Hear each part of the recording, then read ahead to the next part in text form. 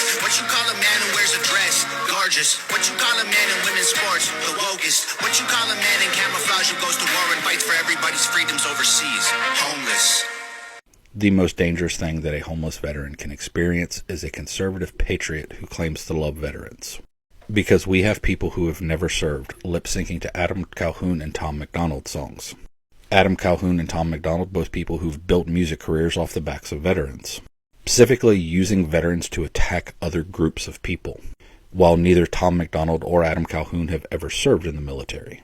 They lip-sync to those songs so they can feel good about supporting the veterans and supporting our troops without actually having to do any meaningful work.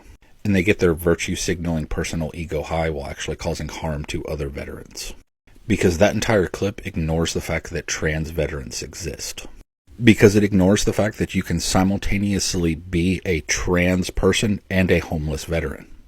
But the conservative patriot who supports veterans no longer considers the trans veteran a veteran. Because the patriots' transphobia overrides their love of veterans.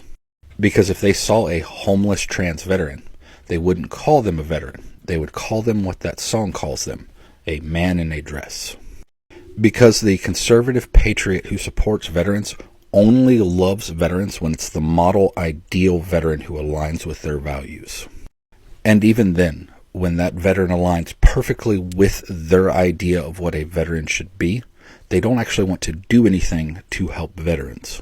Because if they did, then they would stop being conservative and they would stop voting Republican. If you claim to support veterans and continue to vote Republican, then your claim that you love veterans is just a performative act. Because you're voting for the party that votes to deport veterans. Because again, while the conservative patriot claims to support veterans, these veterans don't fit their ideal marker of what a veteran is. If you vote for the Republican Party, this is what you're voting for. Later, while this bill did pass, Republicans voted against it as a political stunt. They voted against the idea of expanding health care for the toxins and burn pits that veterans were exposed to because they went overseas, put on camouflage, and fought a war, just like that song says.